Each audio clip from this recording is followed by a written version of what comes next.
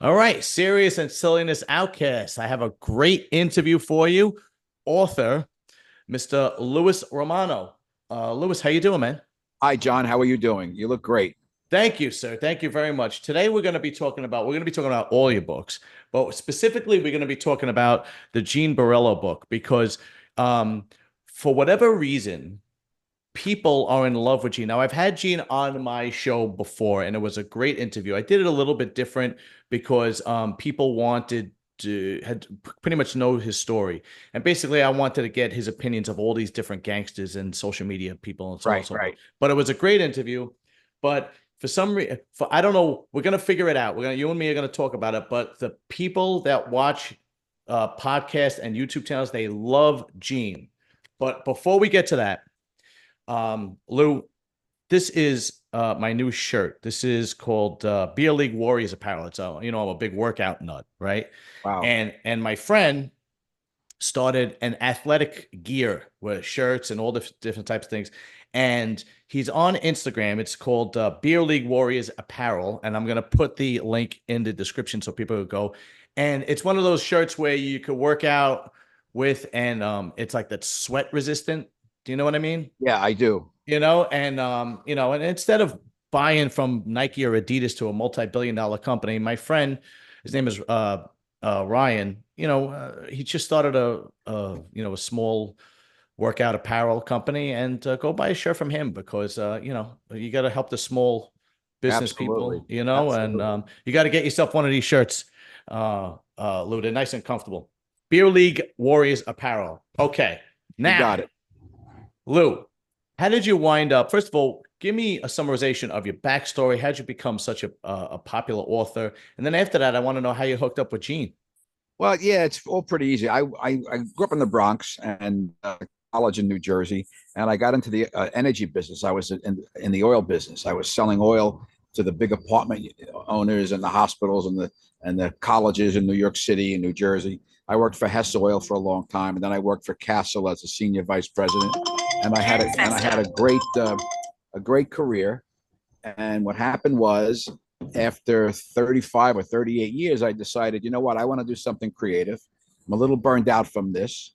And I was 58 years old when I retired from that business and decided to start writing. And I wrote one book, which I don't think was my best. It was called Fish Farm. And then I started writing others. You seem to get better at it, like with your exercise programs. You seem to get But better at yeah, it.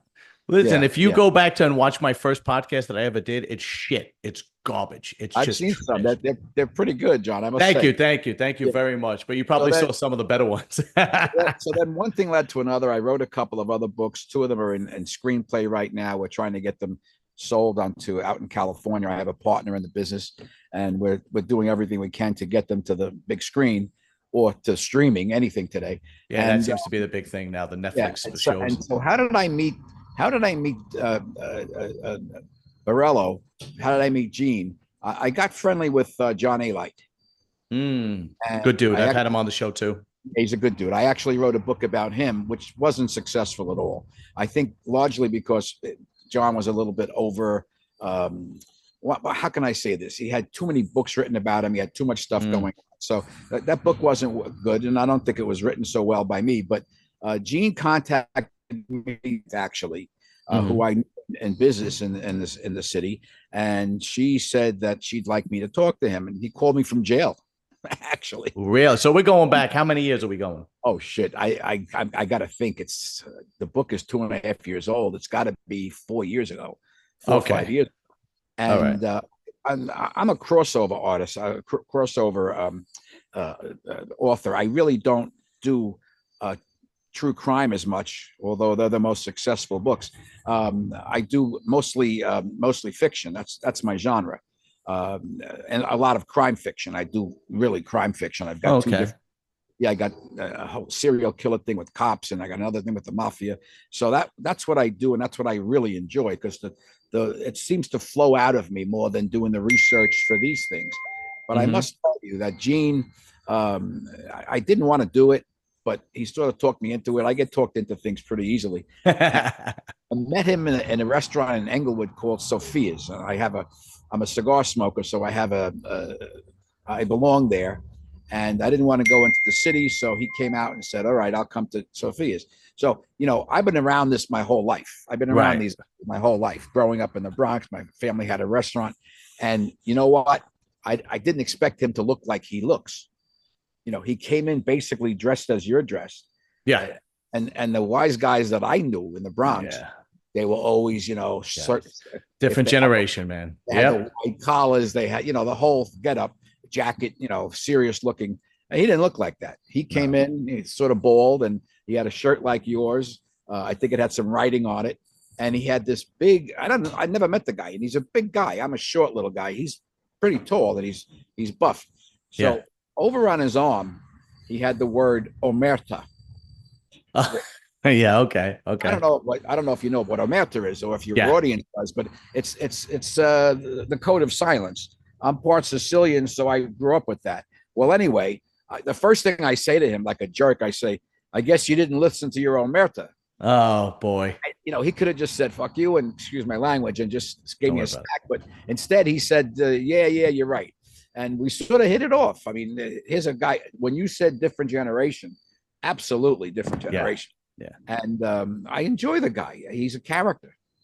He is a social media phenom. Because I see it by the book sales. Because exactly. So the book is called Born into Life, Gene Borrello, the story of an ex-Bonanno family mafia enforcer. Okay. And so his uncle is Fat Andy, who was a famous captain. Andy was his uncle. Yeah, Anthony's his cousin. Yeah, Anthony Ruggiano Jr. is his cousin, but Fat Andy is like a famous Gambino captain. They even mentioned his name in the movie Goodfellas. Oh yeah, yeah. So he was kind of born into it, but at the same time, he was born into it, but he has he's a natural, for lack of a better term. He's the quintessential guy, except he just he has a bravado about it, which I love.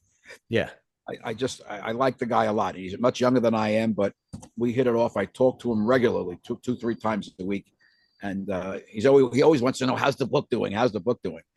And I got to tell you, John, his book has sold more than mostly all of my other books except Intercession. He just every day I'm getting another 20 orders. And don't forget, the book is 2.5 years old. Yeah. And it just keeps on rolling. It keeps on coming in. I can't keep them in the house. I ship them out. If they order on my website, I ship them out from here in New Jersey. But he's got a tremendous amount of books that came through Google, of all places. I mean, last month he was #1 in Google in that genre, in the crime genre. #1.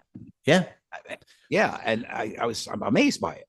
Yeah. Whatever he's doing right. He's on some of the biggest podcasts, Soft White Underbelly. He's done stuff with Sammy the Bully. He's done stuff with Michael Franzese. He's got his own podcast with John A-Light. He was on Vlad TV. I mean, and he doesn't, he's also not a snob. He goes on smaller podcasts like my own. Absolutely. But let's get into his life and a couple of the mafia bosses that he worked for. Well, one more second. I heard you mention Sammy's name. I sent a book about 2 months ago to Sammy, and I had his address and everything, and I sent it to him, and he did a little commercial for us on his podcast. And he really respects and loves Gene, but he'll tell you the same thing I'll tell you about him. He's got to keep his nose clean. And I'll tell Gene that right to his face. Yeah. No, it's, and I think that's part of the reason why people love him so much. Yeah. Because he could snap at any time. Oh my God. He has a short fuse, and it's like when you watch guys like Michael Franzese, John A-Light, I have a good friend, Larry Mazza, who doesn't have his own pod, but they're all basically really, really reformed, and they don't want anything to do with that life anymore, and they say it all the time. Where Gene is still kind of teetering on that fence, where he's like, he's got that wild look in his eyes. Yeah. When I was doing the work with him, when I was doing the research with him, we were sitting down talking every Thursday and on the phone. We were talking in person on Thursdays in a restaurant. Somebody was bothering me, and I said something, and he just gave this crazy look, and he was like, "I don't like that." I was like, "It's okay. It's Yeah, okay, Gene yeah, yeah, boy. yeah, Take yeah. it easy." That's his nature. That's That's his nature. You're right. that's You're his right. nature. And you know what it is about Gene too? Uh, there's not many guys like that left. So what I mean by that is if you like your generation or my father's generation, he was guys that were violent or bone breakers, they were a dime a dozen. Yes, And as the Italian culture kind of gotten softer, moved into the suburbs, became more educated, those type of guys, have become less and less. And he's the last of a dying breed, if you will, he really is. He's the Yeah. last guy around. Right. Right. Yeah, when I asked him, I had asked him, were you ever concerned about going back to the same neighborhood when you got out of prison after turning state's evidence? He goes, no. Who are they going to send? They used to send me. They don't send That's anybody right. anymore. That's Yeah, right. Yeah. Yeah. They got yeah, nobody to send. It's a yeah, it's a it's a different mob now than it was when I was a kid. yeah, absolutely, completely Yeah. different. So let's talk about how we grew up. He's from Howard Beach, and the involvement with the mafia bosses in the Bonanno crime family that he was involved with. Well, yeah, he should have been a Gambino because Yeah. of his uncle. But one thing led to another, and he had a friend, and he became close with Vinnie Asaro and Mhm. Gino Ranno. He became friendly with them and started doing work for them.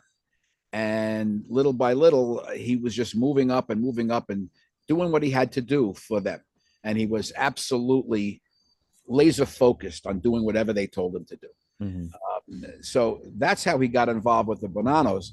Like I said, he should have been a Gambino, but it worked out this way, probably for the better, because the Gambinos had their issues, and with the old man and then John Jr. I don't think Gene would have fit into that too well. So he did what he did, and then he got sort of jaded by it because they promised him to give him his button, and they didn't, Yeah.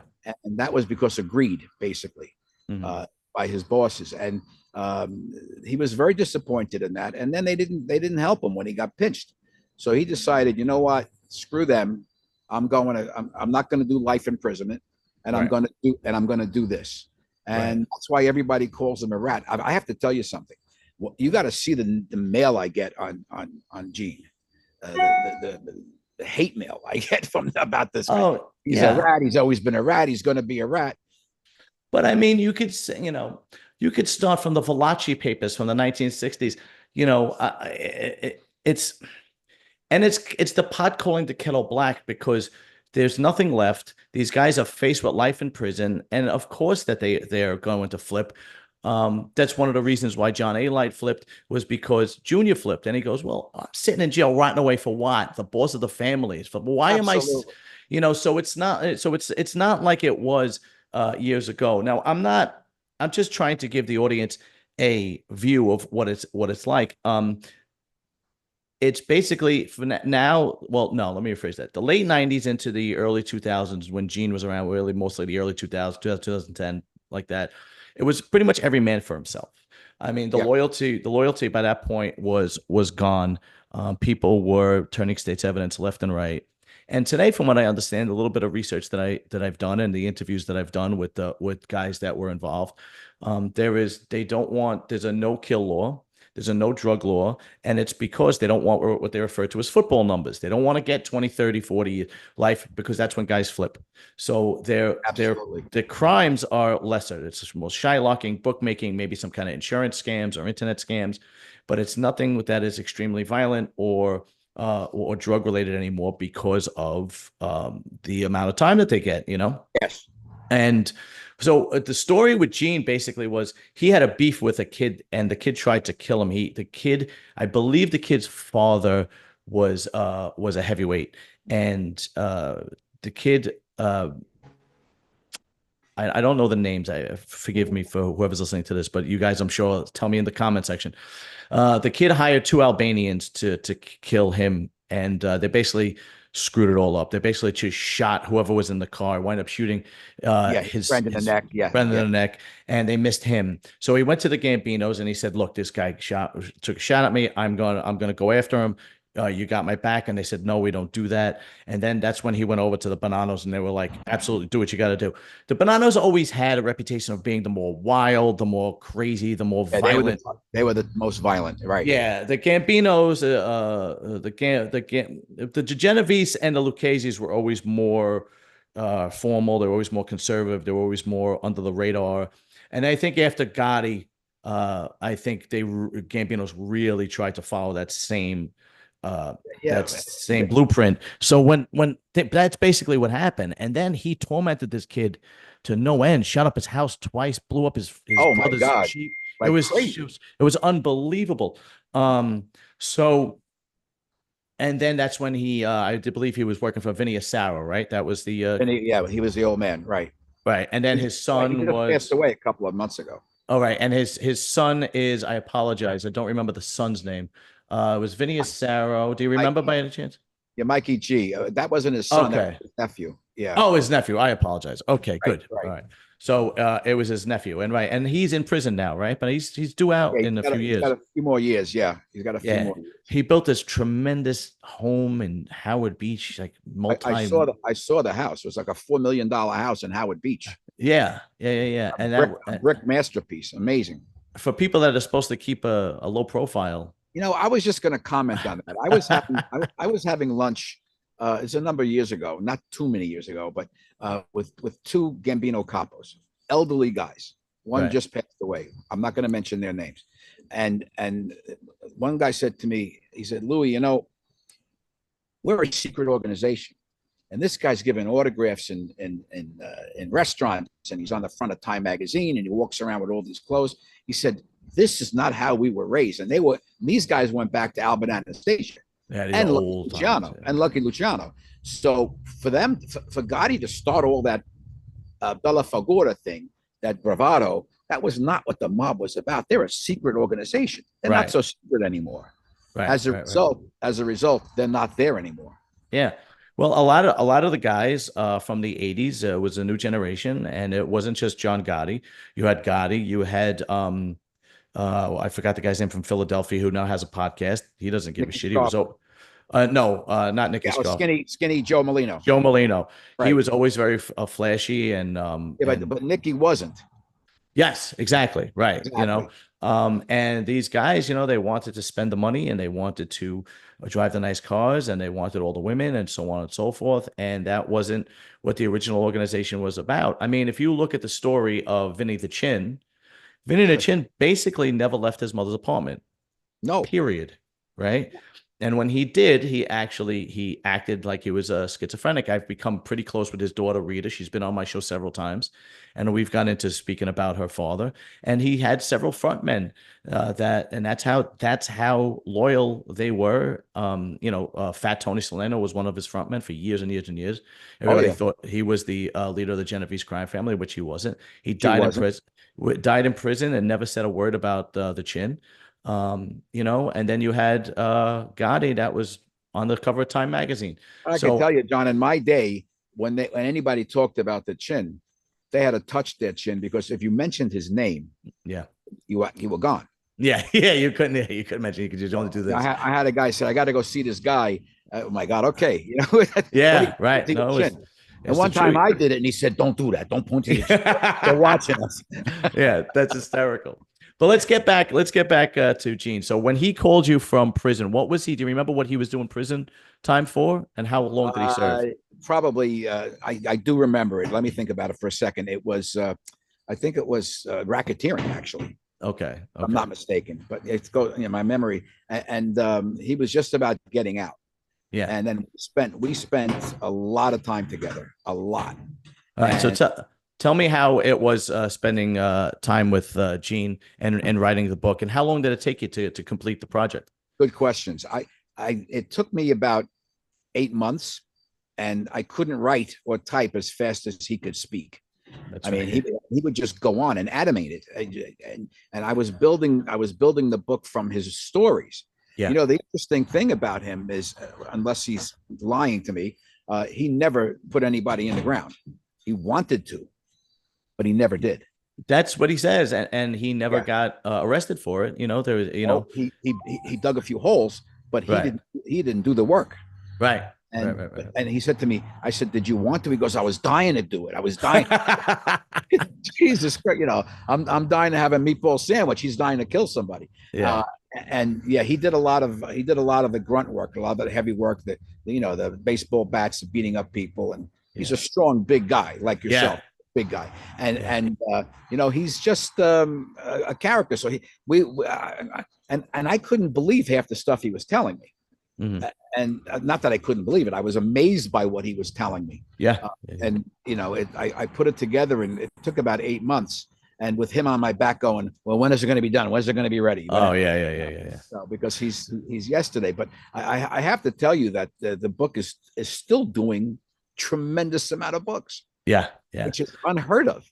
Yeah, because as long as he is uh staying on top of the social media and the YouTube, I don't know if it's by design or if it just happens that way. Uh but he is just what people want to watch. I mean, it's just unbelievable. And But not now, only here, but in Japan, oh yeah, worldwide. England, Yeah. Italy, the Netherlands. I mean, England is huge. They love him. Yeah. Yeah. And I sell a lot of books and I'm not about the selling of the books. I'm about just writing. And he's got a big following all over the world practically, Right. as Right. does John A. Light, but Gene is just it just keeps rolling in. Yes. Yeah. Now, when you were writing the book with him, Yeah. did anybody try to convince you, stay away from him? Don't write the book. Now, I'm not talking about like guys from the underworld. I mean, like family members, things like that. He's not a good egg. Stay away from him. Blah blah blah blah. That's a great question, and no one else has really asked me that question. So you're really on your game. Yeah, I mean, from both sides. I had people tell me he's no good. From the wise guys, and Louis, stay away from him. Don't go near him. He's a bad guy. But once I made up my mind to write him, and I knew what he was trying to do, I just decided to keep doing it. Of course, my family was not in favor of it. Right. Who's going to bother this fat old man in New Jersey who's an author? I'm not making up stories. Right. I'm writing about the stories. And yeah, but friends of mine too, stay away from this guy. He's no good. He's a rat. This, that. I make up my own decisions. Yeah. I just completed a book called Trust and Betrayal, the Levit Fernandini story, and that's coming out this week. And I've had the same people tell me the same thing. He was a drug dealer. He was a murderer. He was in jail for life. Why are you doing this thing? And I got Levit from Gene. They were in jail together. All right. He calls me. All He right. just gets out of federal prison, and he's like, let's go with you did it for Gene. I want you to do it for me. And I told him 3 times no. And I'm glad I did it because I learned an awful lot about his world. Okay. Not too old to learn, but Gene he was. Everybody told me to stay away from both sides of the fence. Right. And I had a friend who was a cop and said to me, a big NYPD guy, 45 years on the job, and he said to me, "What are you doing, Lou? Stay away from this guy. Write your fiction. That's safe." Well, I Yeah. don't feel threatened. I don't. Yeah. Well, you kind of listen. Now, when these people were telling you that, were they afraid? Were they basically not the wise guys, not the people from the underworld, but the people like family members, your friend, the police officer? Were they afraid of him specifically, or were they afraid of what the heat that he might bring? The heat, not about him. Okay. Yeah, you know what's funny, Lou, is I get the same thing with the podcast. People say, you interviewed John Ali, you interviewed Gene Borrello. Aren't you Yeah. afraid? Aren't you afraid that people? I'm like, why should I be afraid? I'm a podcaster. You're a It- journalist. You're a that- journalist. well, Yeah. I wouldn't consider myself a journalist. I do. But I've seen your work. You bring the news to people. That's a journalist in my world. thank you very much, sir. I said, if anything, if they're not afraid, why should I be afraid? Yeah. What have you And done? then I tried to explain to them. I was like, look, it's not what it used to be.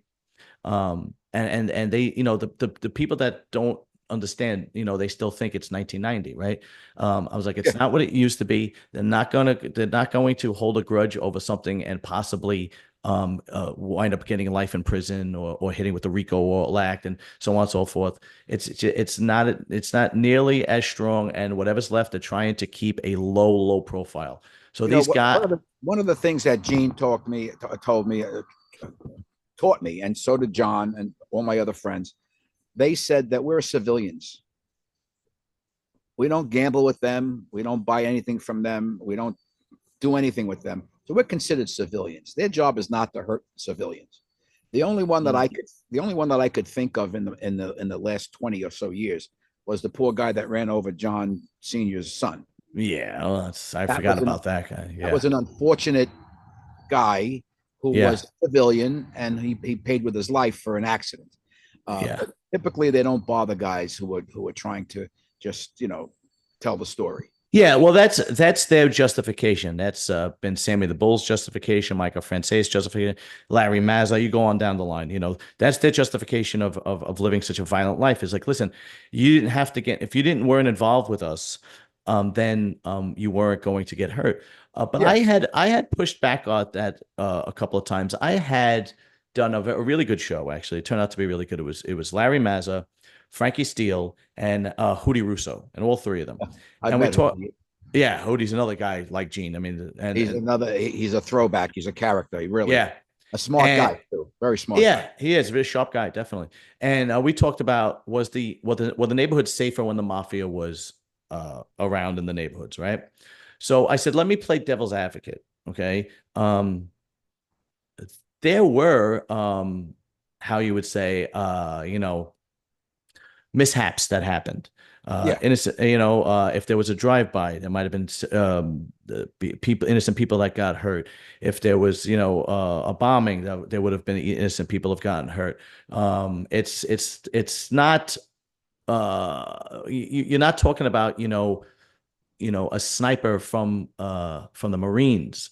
All right, this is a street guy who's trying to get a target, and a lot of times these guys are shooting wild, and they're high as a kite. There was, I don't know if you remember, but there was the guys from Bath Avenue. This was in the early '90s, and they were going to rob that woman's house. Oh yeah. And they were high, and as soon as the woman came to the door, they didn't expect her, and the guy, I forgot which one of them, and shot her and killed her. They were cowboys. They were cowboys. These things did happen, and I understand. Now, I agreed with them for the most part, but I was playing devil's advocate, right? But they have to live with themselves somehow, especially guys like Larry, Michael, Sammy, that were really in the thick of things during the height of the times when murder and violence was part of the acceptable. And I interviewed John Alite, same thing, and he basically had told me, he had to go to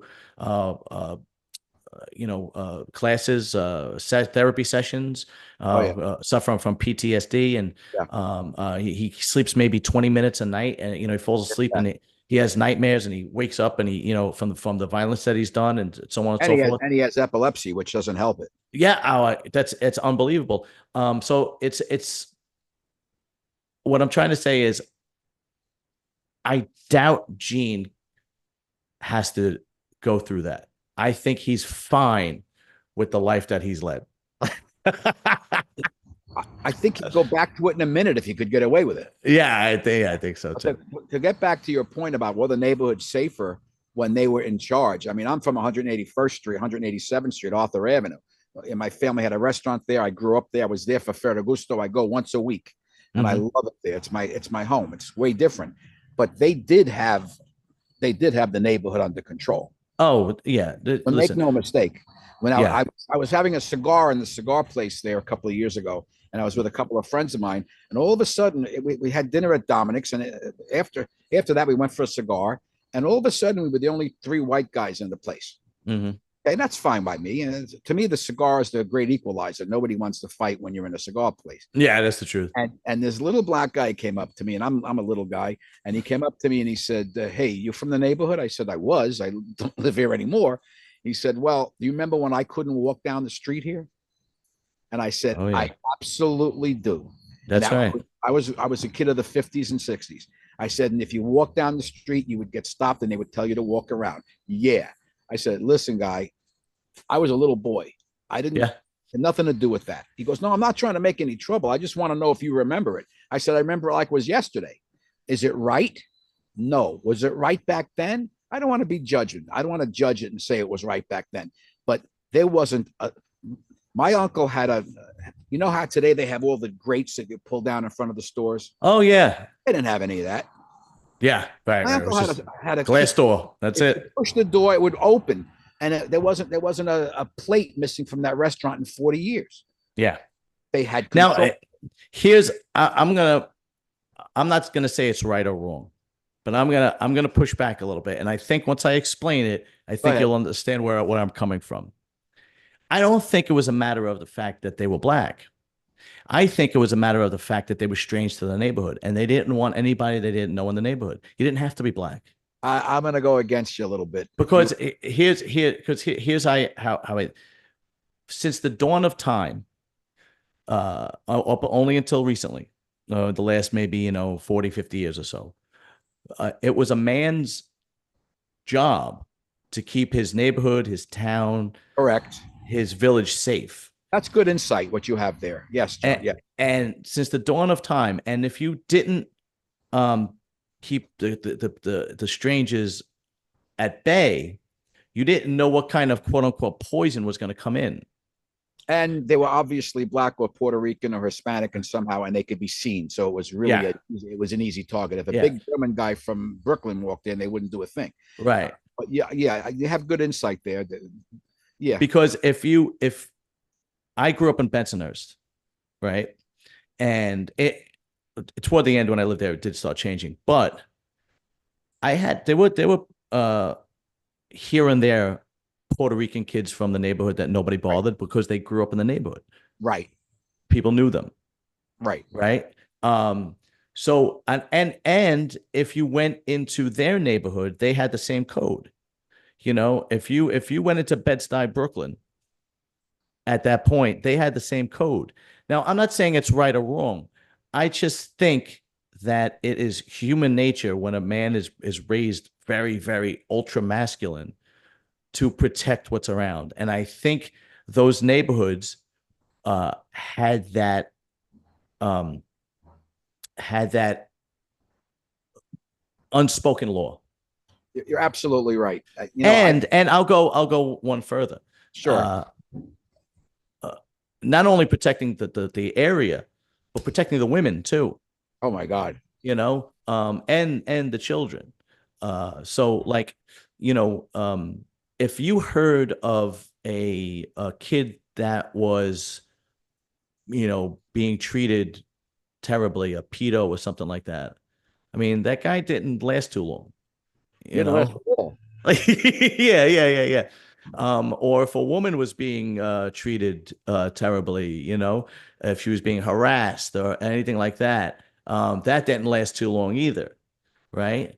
And now you take all that out of the equation, and you see it in the neighborhoods now, and you see kids are basically being propagandized. We see it all Oh the my time. God. Oh my God. Um, women are being propagandized, Oh yeah. right? There's no traditional value of the family unit anymore. And I think the demasculization, the feminization of the men in this country, I think that is probably one of the reasons, probably the reason why they wanted to do that, because you take the masculinity out of the men, and then you could just go in and poison the They whatever you held need on. to. They held on as long as they could. Do When you I know was what I mean? Like in like 19, you can't like if you say if a father says to his daughter, you're going on a date, I want to meet the guy you're going on a date with, that's seen as like, oh my God, like that's oh, barbaric. yeah. And it's like, no, it's called keeping you safe. I want to know who you're dating. I got a quick story to tell you. I love telling stories, but I had a black friend in college. And you get some education. I couldn't say the N word in my house. My father didn't raise me prejudice. You just don't do that. You don't call a Jew a Jew. You just don't do that. You Yeah, just be it's what's funny is nice. me neither, but go ahead, go ahead. Yeah. So most of us were raised like that. And so I had this black friend. We were doing a project for school, and it was taking place in the Bronx. And I took him to Arthur Avenue during the feast. And the Sicilian guy behind the counter asked me what kind of did I want, hot or sweet. And I said, I'll have a hot one. And he said, because some people don't know what they like. The neighborhood came back to me at that moment. He Yeah. gave me a raw sandwich. It was raw inside at a spot. I paid for it, nice. Yeah. I went into my uncle's restaurant. My uncle was sitting there, and he just looked at me. Now, the waiter, who was a dear friend of my dad, who was a waiter there, my grandfather was a waiter there, he came and said, "Louis, what are you doing?" He called me aside. He goes, "You come in here with this guy. There's 3 guys waiting for you outside. We're going to have to walk you out." Yeah. He goes, he goes, "You're so smart now that you forgot the neighborhood." And how long ago was this? 1972. Oh, I was at Montclair State. I felt terrible for this guy because he felt, yeah. and I had to explain to him on the ride back to Jersey that, that's not me. That's not my family. These are these people here, and they do it for socioeconomic reasons. You Right. intellectualize things. Yeah. 72. Yeah. You wouldn't be able to. I think the world of Chaz Palminteri. I was casting him for one of the movies we were going to do, and he did me a big solid favor. He returned money that he could have kept, and he's a great man. I had lunch with him in his place, and I said to him, Chaz, the only thing that in that movie, in that neighborhood, that I was a kid in the 50s and 60s, that could not have happened is you could never have walked down a street with a black girl. Impossible. Oh, yeah. Yeah. Go back to Arthur Avenue and go back to the neighborhood, Belmont, and that wasn't going to ever happen. Right. That might have been Bobby De Niro with his penchant for the African American. Yeah, he always loved black women.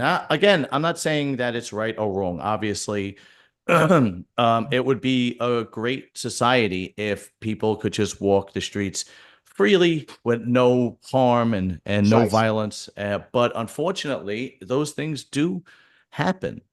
And you and I'm not talking about whether you're black or not. I'm just talking about protecting your own.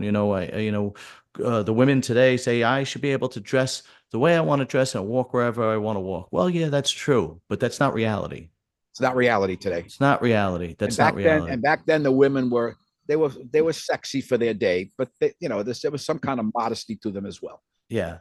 When I try to talk to my nieces and I say to them, look, you're not supposed to steal either. You're not supposed to steal. You're not supposed to kill. It's in the Bible too, right? But if I buy a brand new Lamborghini and I put it in the worst neighborhood with the keys on the hood, it is the same as a girl wearing a mini skirt walking through the worst neighborhood. And you're basically asking for trouble. So I've been to Rayo's 20 times. I've been to the Parkside 40 times. You could leave your car outside with the keys in the engine in those neighborhoods then. Right. And now that's all gone. That's all gone.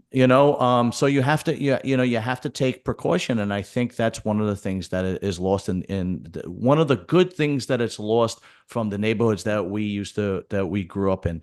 The neighborhood protected their own, and the men protected themselves. They had a solid family unit. There were morals, there were values, and they protected. But don't cross the line. Right, and they protected the women and the children. And the sad part is in New York City, so you don't have organized crime doing that. You don't have guys from the neighborhood that are tough anymore that are doing that.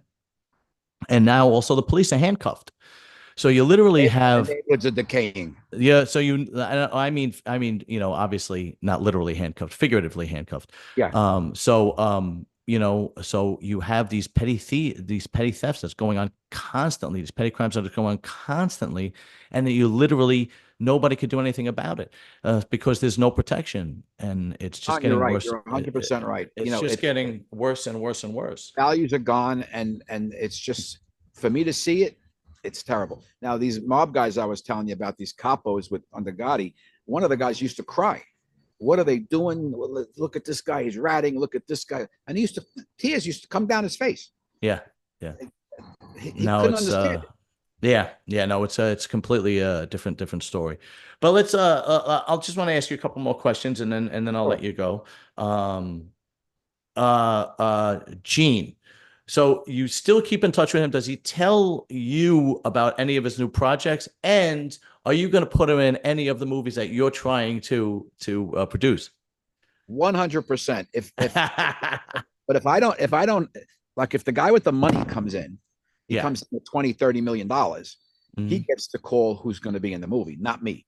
But I'm close enough to these people that I can say I got to have this guy on a walk-in, a cameo. I've got to have him, and I would absolutely, because Gene is typecast. He's perfect for it. Yeah. Tell me about it. I know. Especially my book Bessa, which is about the a fictitious book about the Albanian mob and the Italian mob in the Bronx. I mean, he's perfect for 5 roles. Right. But then again, is he a SAG actor? He can't speak. There's a whole bunch of rules and regulations. Oh, who knows? Yeah, But it's a very complicated situation. and remember me too when you have those bit parts. I'll even put absolutely. I'll even get a neck tattoo so I look even worse. We need guys like you, and of course, Johnny Elite has a spot in any of the movies I do because that's fantastic. Johnny's fantastic. Yeah, absolutely. Gene has talked to me about some of his projects. He's got a TV thing coming up. Mm-hmm. I don't know when and where, but apparently he's signed and he's going to do something. That's going to be a tremendous thing. But they're going to have to kill people in it, frankly, because that's what sells today. It's unfortunate, but it's foolish. Yeah. No, it is what it is. Now tell me about this new book you have coming out and who the person is and what it's about. Trust and Betrayals, about the life of Levit Fernandini. He was the #1 marijuana sales in the Bronx on Creston Avenue. He had a whole crew with him. He's actually very close to, I don't know if you know the name Nicky Jam and Daddy Yankee. No, we wouldn't know that, but these are reggaeton. These are global stars in music. And they worked for him on the street. They peddled the marijuana with him when marijuana was illegal. Really? But Levit got caught up and he got life imprisonment, federal, for drug trafficking. He was also doing coke at the end, and he said to me, I went to work every day high, every day of his life. He was every day, not on coke but on pot. So and he also got pinched for 2 murders. Not really that he shot the people, but he ordered their murders. Oh wow! And he got life, no parole. Is he still in prison now? No, he's out 2.5 years. How did he get out? That's the big question. The question is, did he rat? At 11 years, he got out. And according to him, and according to all the research that I've done, he did not turn state's evidence. He did not go with the feds, but they found inconsistencies in his trial. Really? And because of that, it happened. The reader's going to make their own judgment on that. Right. But this guy is out. He's starting in the music business now with Nicky Jam a little bit, and he has a studio in the Bronx. And you would never know that this guy was a kingpin. The FBI said $98 million passed through his hands every year. Wow, really? And he had the Lambo in the Bronx, and he had all the trappings, and he had 7 stash apartments around the Bronx. Wow. Where they would bring in truckloads, van loads of pot from. And where did he get it from? He got it from California. He got it from the cartels in Mexico. He got it from Puerto Rico. And he was, other than doing federal time, he only did 45 days at Rikers Island for a couple of pinches. But the guy is fascinating.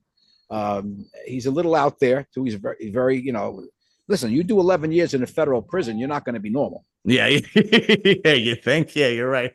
And I talk to Levit every single day, every single day. And he likes to call me but the book is so far, it's flying off it's in pre-order right now and it's flying out. Now, where can we find it? On your website?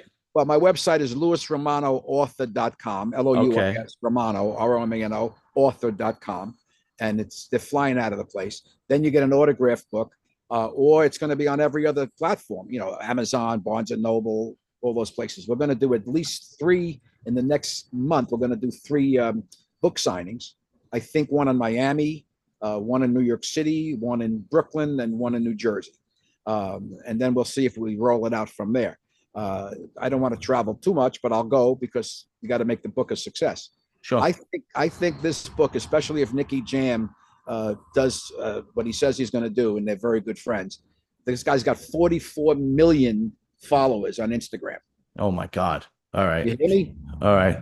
Can you get him on my podcast, please? Listen to me. He's a very solitary guy. He just did a fabulous interview. who knows what the future is going to bring? But he's not the kind of guy that wants to say, I'm going to be on every podcast. He just Okay, did a not a thing problem. with Channel 4, and he lives a different life than you and I are used to. Okay, But Louis, this book, good. yeah, sorry, Trust and Betrayal. I think it's going to be a hit. So it's going to be on your. It's available on your website. Yeah, right now. You could pre-order it right now. The website is going to be in the description area, so you could just click and go, and you could get any of your books on that website, right? Yeah, yeah. Including the Gene Borrello Oh, book, right? absolutely. And Okay, good. yeah, absolutely.